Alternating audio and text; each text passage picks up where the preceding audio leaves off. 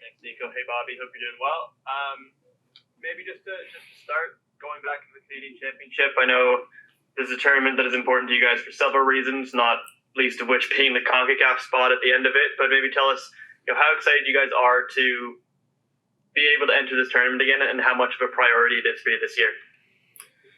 Yeah, it's always kind of a special thing. It's something that's a little bit different than week in, week out in the regular season. This is a tournament which we've had different success in. We've played in a final that got away from us in a shootout, and that would have been a great trophy to have along with our other ones. So we know the importance of it. We know that it's these types of games like CONCACAF are always special games. They're a game that's played 90 minutes that you don't get back. You either move forward or you don't move at all. And I think that usually brings out the best in our team. And, that's what we're looking for tomorrow night. Playing York, obviously saw them not too long ago, and it went very well for you guys. But how wary do you have to be of playing an opponent that you've just beaten quite heavily and will be probably quite motivated for some redemption? Yeah, of course. It's one thing you look at. On the flip side, if you played a team that you hadn't played, we'd speak a little bit differently. But they're a good team. We put in a very good performance going back a couple of weeks back over at York Lions Stadium. And, in many ways, that needs to be our guiding light in this match. But we have to expect that there's a team on the other side of the ball that's, I think, going to be a little bit more hungry. This is, again, a different game. We know that this gets you into the next round and takes you one step closer to playing for a trophy. So it doesn't matter what happened a couple of weeks back, because cup football is magical in many ways, and that's what we're looking forward to tomorrow. A very good opponent, a very good match, and details will play a big difference in this. And sorry, Nico, just very, very quickly, an injury update. I'm wondering if there's anybody specifically not available, and particularly Malik, who obviously came off at halftime on the weekend. Yeah, so we get everyone back on the healthy list, including Dom Samuel, and Malik is someone that we're just assessing as we've gone through these last few days.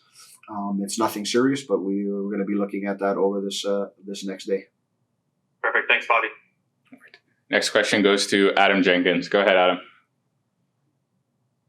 Thank you, Nico. Hey, Bobby, good to see you. It's a question that you could ask anyone, especially in your position going into this game, understanding there's 90 minutes of football to be played first, but with the new format of the Canadian Champ this year, the opportunity, the carrot to host CF Montreal in this case in the next round, you sort of spoke about the Canadian Championship final. You have played at Tim Hortons Field, those CONCACAF nights, the final. How big are those types of occasions for the club, and how much of a motivator is that to go on and host again?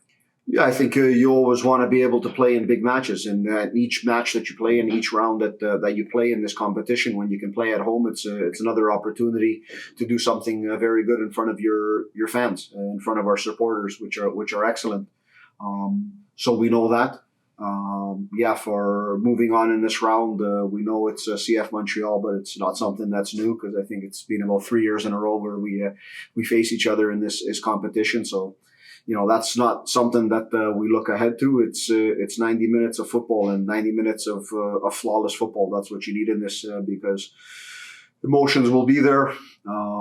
Just that general sense of a cup competition, and like we say, you don't get a next one 2 weeks later against the same team. When you get them again, it'll be for 3 points in the CPL standings.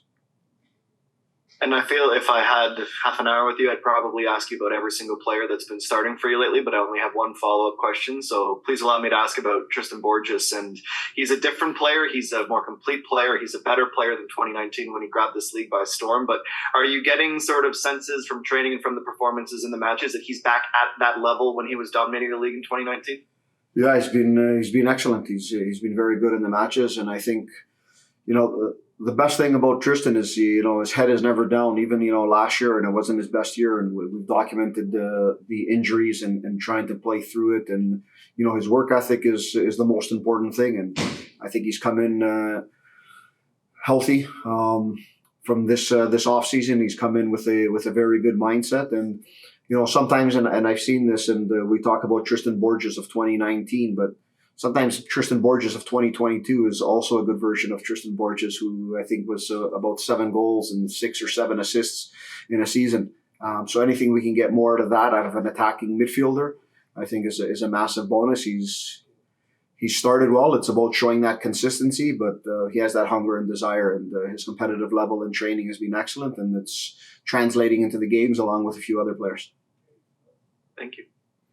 Next question goes to Adam Palermo. Go ahead, Adam. Thanks, Nico. Hey, Bobby. As someone who's coached at different levels of the Canadian soccer pyramid, what does coaching in this competition mean to you on a personal level?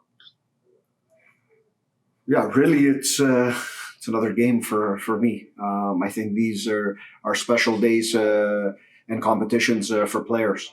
For us as coaches, not a lot changes. We try and prepare as best as possible. For our opponent, we try and prepare our team as best as possible to go out there and get the win. I think, what changes in playing these games is the reactions of the players after 90 minutes.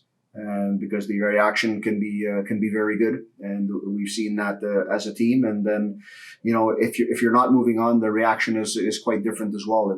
I think it's a special. All cup competitions are special tournaments for the players, and for us, it's business as usual. We finished the game on Saturday, and as a coaching staff, we got ready to prepare for our next game, which we know needs a winner at the end. So that's the difference in it. But I think, these types of competitions, they're fantastic for the players, and for us, still the status quo.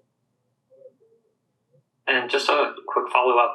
York were able to get an extra day of rest between their last game and this game. Is squad rotation something that's in the back of your mind, or not really, considering it's a knockout game?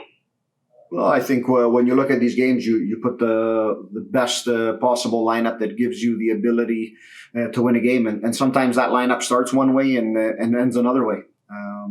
So, rotation, if we see new players on the field for Forge tomorrow, it's not a matter of freshness. It's a matter of, we think these guys give us a better chance of starting the game and maybe being able to impact the game a little bit later on. So that's all part of the tactical process that we look at this point of the season. I don't think any player is really tired. I think there's a lot of excitement to play games. We're only 3 weeks into the competition. Our preseason has been excellent. I think the fitness levels and the freshness of the guys is very good. So any type of rotation you see in the squad in this first month, whether it's cup competition or league, it really has to do with tactical decisions on our end. All right, thank you.